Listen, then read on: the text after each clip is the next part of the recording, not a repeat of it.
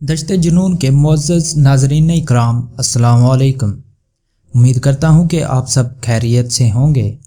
आप सब जानते हैं कि कुर्बानी अल्लाह के कुर्ब व जवार हासिल करने का ज़रिया है, लेकिन क्या आप जानते हैं कुर्बानी क्या चीज़ है? कुछ लोगों का सवाल होता है कि इस्लाम रहमदिली का हुक्म देता है तो फिर जानवरों को ज़िबह करने का हुक्म क्यों दिया गया? आज हम आपको इन सब चीज़ों से आगाह करेंगे। आपसे गुजारिश है कि वीडियो को मुकम्मल देखें। चलते हैं अपने मौजू की जानिब। ईद उल अज़हा के रोज़ औलाद आदम का कोई अमल अल्लाह ताला के नज़दीक कुर्बानी करने से ज़्यादा प्यारा नहीं, और वो जानवर क़यामत के दिन अपने सींग और बाल और खुरों के साथ आएगा और कुर्बानी का खून ज़मीन पर गिरने से पहले रब्बे करीम के नज़दीक शर्फ़ कबूलियत हासिल कर लेता है। इसलिए तुम खुशी खुशी कुर्बानी किया करो। ये इरशाद ग्रामी वाइद समझा जाना चाहिए कि जो शख्स वुसअत रखने के बावजूद कुर्बानी नहीं करता वो हमारी ईदगाह के करीब भी ना आए। नीज़ फरमाया कि जो रुपया ईद के दिन कुर्बानी पर खर्च किया गया, इससे ज़्यादा कोई रुपया प्यारा नहीं।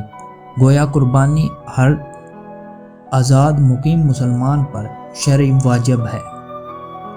कुर्बानी की सारी तहरीक के पीछे जो फ़िलासफ़ी कार फरमा है वो ये है कि इखलास, रूहानियत, तकवा, इसार और मुजाहिदाना किरदार की तैयारी को यकीनी बनाया जा सके। इसलिए अल्लाह ताला की नज़र में इस कुर्बानी की कोई अहमियत नहीं जिसके पीछे तकवा के जज्बात ना हों, बल्कि खुदा के दरबार में तो वही अमल मकबूल है जिसका मुहर्रक तकवा हो और मकसूद रज़ाए इलाही। रज़ाए इलाही के पेश नज़र कुर्बानी करने वाला गोहर मुराद को पा लेता है, क्योंकि हज़रत इब्राहीम अलैहिस्सलाम का मकसूद व मदा भी यही था।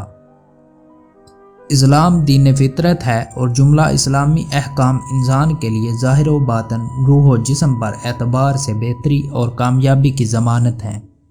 दीगर इबादात की तरह इस्लाम ने कुर्बानी को साहिब निसाब मुसलमानों पर वाजिब करार दिया है, जबकि इस्लाम की तारीख ही इसारो कुर्बानी की तारीख है। कभी माल की कुर्बानी, कभी वतन की कुर्बानी, कभी अना की कुर्बानी तो कभी ख्वाहिशात की कुर्बानी, कभी औलाद और कभी अहलो अयाल की कुर्बानी, कभी तलकातो मुरासम और आरामो सुकून की कुर्बानी, हत्ता के कभी जान की कुर्बानी। गुज़श्ता 1450 साल से अहले इस्लाम का मामूल और तरीका रहा है कि किसी दाना ने बिल्कुल दुरुस्त कहा था कि नज़रियात के लिए कुर्बानी ना दी जाए तो वो ज़िंदा नहीं रह सकते। इंसानी तारीख में सबसे पहली कुर्बानी हज़रत आदम अलैहिस्सलाम के दो बेटों हाबिल और काबिल ने की। ईद उल अज़हा के मौका पर जानवरों की कुर्बानी दर हकीकत इस अखलाक, लैलियत और जज्बा इसार को परवान चढ़ाने की एक कोशिश है। रेलसल बेकाविश है जहाँ एक मुसलमान से इस्लाम तकाजा करता है, वरना अल्लाह ताला को कुर्बानी का गोश्त और खून हरगिज़ नहीं पहुँचता। गोया कुरान करीम में अल्लाह ताला इरशाद फरमाता है कि अल्लाह को हरगिज़ ना इनके खून पहुँचते हैं ना इनके गोश्त, हाँ तुम्हारी परहेज़गारी इस तक बाज़याब पहुँचती है। इरशाद की तामील में जानवर ज़िबह करने वालों को दुनिया में नफ़ा और आखिरत में कामयाबी में अजर व सवाब अल्लाह ताला की बारगाह से अता होगा। इसी तरह इरशाद इलाही है कि तुम अपने रब के लिए नमाज पढ़ो और कुर्बानी दो। इब्ने माजा ने हज़रत ज़ैद बिन अरकम रहमतुल्लाह अलैह की एक रवायत नकल की है कि बारगाह रिसालत में सुहाबा हाज़िर थे। उन्होंने पूछा, या रसूल अल्लाह सल्लल्लाहु अलैहि वसल्लम, ये कुर्बानियाँ क्या हैं? हजूर सैयद आलम नूर मुजस्सम सल्लल्लाहु अलैहि वसल्लम ने फरमाया कि तुम्हारे बाप हज़रत इब्राहीम अलैहिस्सलाम की सुन्नत हैं। फिर अर्ज़ किया गया, इन कुर्बानियों के करने से हमें क्या नफ़ा होगा? आप सल्लल्लाहु अलैहि वसल्लम ने फरमाया कि कुर्बानी के हर बाल के बदले नेकी मिलेगी। फिर सवाल हुआ कि अगर कोई अपनी औलाद जानवर कुर्बानी करे तो इसके लिए क्या अजर है? रहमत कायनात सल्लल्लाहु अलैहि वसल्लम ने फरमाया कि इसको ऊन के एक एक रुएं और एक एक बाल के बदले नेकी मिलेगी।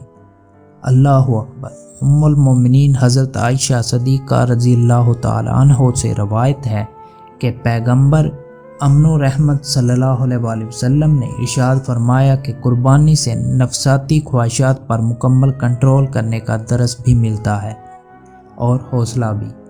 قربانی اللہ تعالیٰ کے دو پیارے پیغمبروں حضرت ابراہیم علیہ السلام اور حضرت اسماعیل علیہ السلام مقبول بارگاہ الہی عمل کی یاد کو تازہ رکھنے کا ذریعہ اور وسیلہ ہے۔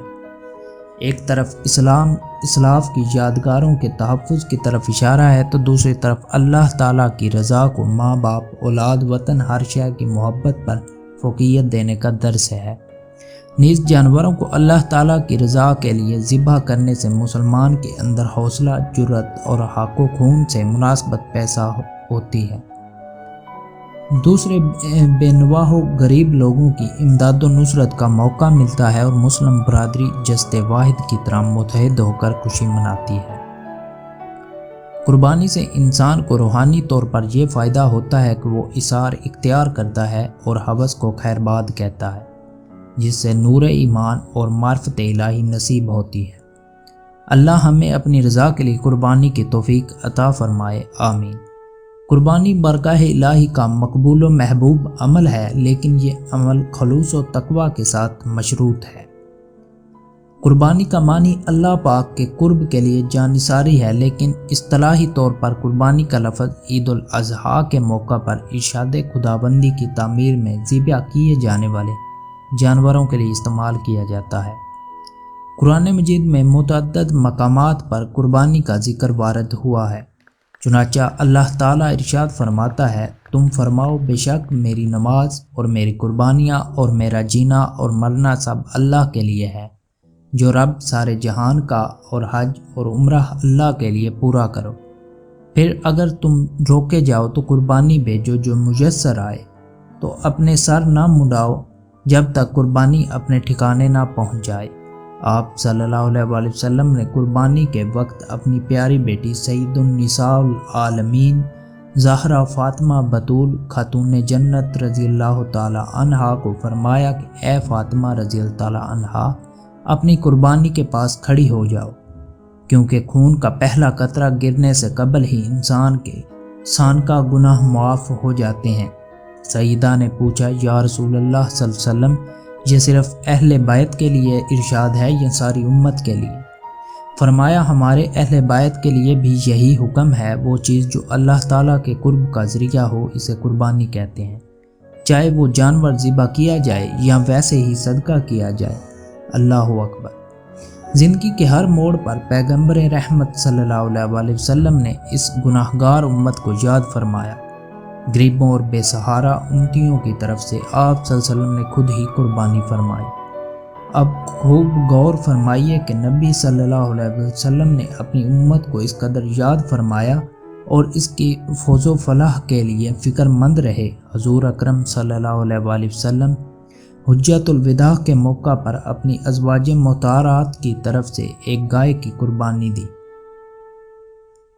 وصال نبی صلی اللہ علیہ وسلم کے بعد امیر المومنین سیدنا علی المرتضیٰ ہر سال 2 دمبے ذبح کرتے تھے، ایک اپنی طرف سے اور دوسرا حضور صلی اللہ علیہ وآلہ وسلم کی طرف سے، اور فرماتے تھے کہ مجھے حضور صلی اللہ علیہ وآلہ وسلم نے وصیت فرمائی تھی کہ اے علی رضی اللہ تعالیٰ عنہ، میرے بعد میری طرف سے بھی قربانی کرنا۔